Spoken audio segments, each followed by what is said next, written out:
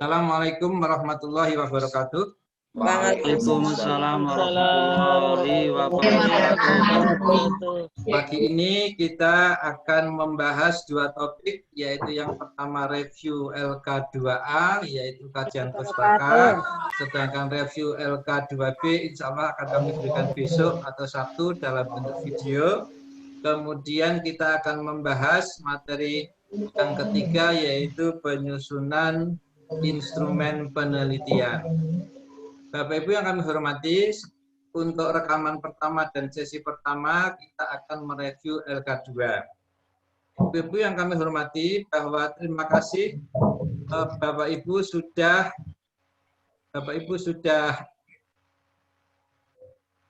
mengupload tugas yaitu tentang LK2, oke, Bapak Ibu ya. Ini LK2. Terima kasih ya. Jadi LK2 itu Bapak Ibu jangan kemana-mana ya. LK2 itu Bapak Ibu jangan kemana-mana. Cukup nulis yang ini.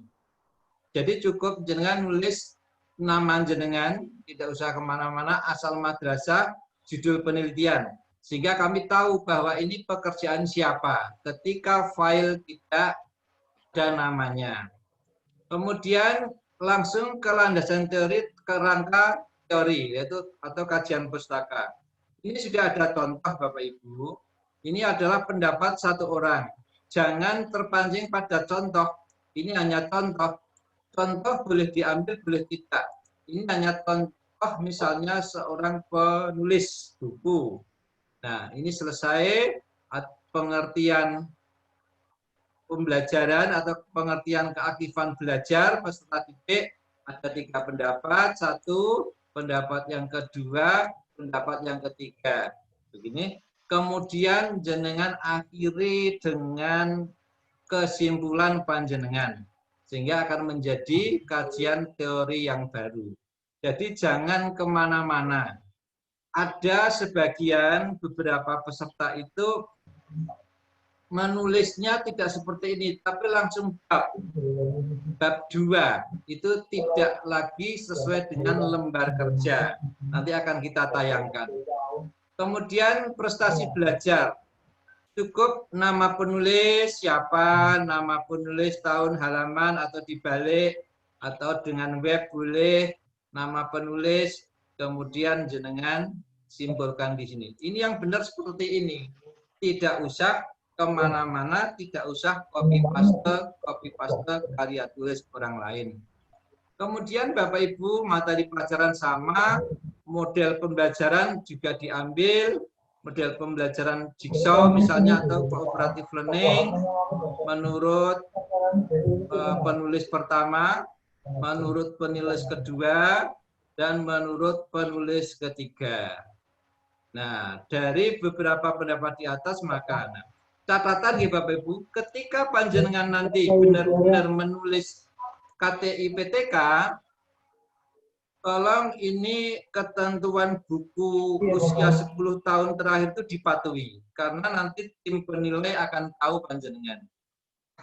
Kemudian langkah-langkah pembelajaran juga sama ya, nggak usah kemana-mana, sama. Sehingga kajian teori itu mungkin hanya sekitar 5 lembar sampai 6 lembar saja. Kemudian hasil penelitian yang terdahulu ambil 1 atau 2, cari di website ada. Kemudian kerangka berpikir sudah ada contohnya, jenengan tinggal mengisi. Kemudian ini bagian kerangka berpikirnya juga tinggal mengisi. Hipotesis tindakan tinggal mengisi. Ini adalah ketentuan dari LK2. Nah, kalau LK2 ini sudah seperti ini formatnya, jelas itu karya tulis asli panjenengan. Namun apabila tidak sesuai, maka tentu itu akan menjadi sebuah pertanyaan. Apakah karya tulis kajian teori ini benar-benar jenengan mengambil atau copy paste? Kalau di dalam pelatihan itu tidak masalah. Tetapi ketika panjenengan nanti benar-benar menuliskan PTK yang asli dan akan diajukan menjadi daftar usulan penetapan angka kredit jabatan fungsional guru, tentu panjenengan harus memenuhi kaidah-kaidah yang sebenarnya. Baik, Bapak Ibu, kita akan melihat salah satu karya dari seseorang, dari salah satu peserta, di mana apakah panjenengan nilai, apakah sesuai dengan format atau belum. Bagi yang sudah sesuai, silahkan dilanjutkan, ditingkatkan. Bagi yang belum, nanti mohon untuk dirubahnya. Kita lihat, yaitu sebuah karya di sini. Nah ini adalah LK2, kita lihat. Nah, penggunaan media kartu untuk meningkatkan penguasaan kosakata. Ini langsung pendahuluan bab 1. Ini berarti ini kan LK1. Ini sudah. Nah, ini kita lihat bab 1 banyak sekali. Ya, ini salah satu karya rumusan masalah dan seperti ini. Tujuannya seperti hipotesis dan manfaat. Nah, hipotesis malah sudah ada di sini. Nah, berarti ini tidak sesuai dengan template lembar kerja 2A. Manfaat penelitiannya. Ini berarti hasil copy paste sampai ada sistematika pembahasan. Ini adalah sebuah skripsi, ya, sebuah skripsi ini. Kemudian kita lihat bab 2 kajian pustaka. Ini adalah sudah menjadi laporan PTK. Ini ada teman kita yang mengupload LK2 itu ini. Langsung di sini media pembelajaran harusnya kan dalam bentuk format sesuai dengan yang tadi yaitu lembar kerja. Ini langsung menjadi bab 2 kajian pustaka pengertian media. Kemudian ini juga tidak jelas. Nah, ini saya kira menjadi perhatian Bapak Ibu, jangan mengcopy paste milik orang lain, ya. Apalagi ini ada Yunus 1981, mungkin kita baru lahir ya. Kemudian ada 86, sudah sangat tua sekali. Ini adalah karya tulis jenengan yang sebenarnya ini mengambil dari sumber yang lain yang sebenarnya bukan menjadi hak kita. Jadi kita harus hati-hati di dalam mengcopy paste. Mohon bagi yang merasa menuliskan ini, mohon nanti menuliskan lagi sesuai dengan format lembar kerja 2A. Nah, eman-eman Bapak Ibu ketika panjenengan menuliskan sebuah tugas, tetapi sebenarnya hasil copy paste. Oke, Bapak Ibu ya. Baik, kita akan ke contoh yang kedua. Contoh yang kedua yaitu kita lihat LK2 lah ini. Ini kita lihat satu kali lagi. Nah, ini. Maaf, ini Ibu Hastuti saya ambil dari MTS Nailul Anwar. Bisa dilihat ya Bapak Ibu ya? Bisa ya? Iya. Oke, terima kasih. Ini kita lihat sekilas. Ini tujuannya bukan untuk negatif ya Bapak Ibu ya. Saya tampilkan yang sesuai dengan template di LK2A dan yang belum sesuai. Maaf tadi yang belum sesuai dengan template sehingga itu diragukan keasliannya, terus terang diragukan keasliannya. Sehingga sebenarnya lebih baik menulis 2 lembar, tetapi memang benar-benar kita menulis sesuai dengan template lembar kerja 2A. Baik, kita lihat landasan teori. Ini milik Ibu Hastuti dengan judul meningkatkan keaktifan belajar. Berarti nanti kata kuncinya keaktifan belajar dan hasil belajar peserta didik mapel bahasa Inggris. Menulis text procedure ya, text prosedur. Kalau in English procedure. Melalui M ini salah menulisnya. Karena ini kata depan. Harusnya melalui dan pada di itu huruf kecil. Dengan silakan baca EYD ya, ejaan yang disempurnakan ya. Itu harus sesuai kata depan.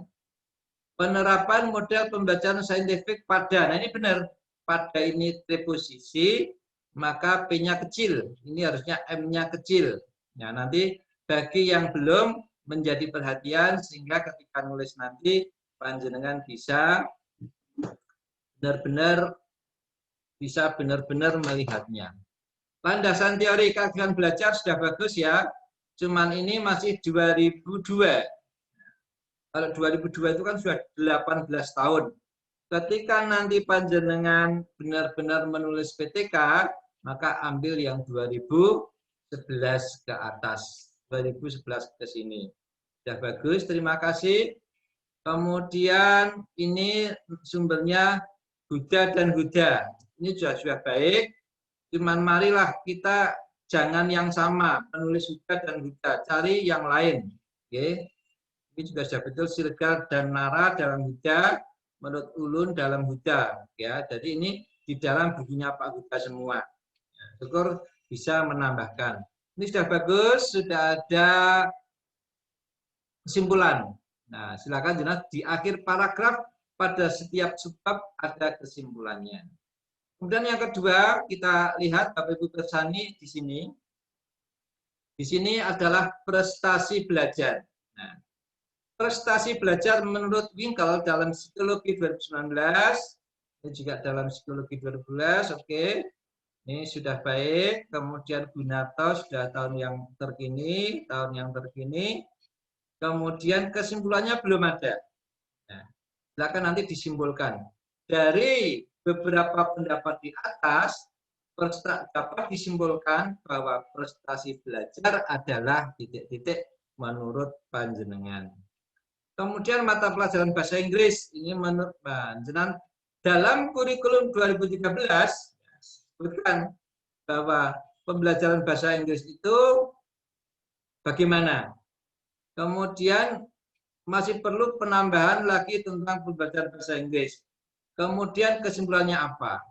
Di kurikulum 2013, pembelajaran bahasa Inggris itu sudah tidak mengajarkan keterampilan 4 bahasa, yaitu menulis, kemudian membaca, kemudian mendengarkan, ya, kemudian satunya lagi ada 4, ada listening, ada reading, ada writing, satunya apa gitu, itu sudah tidak dipisahkan.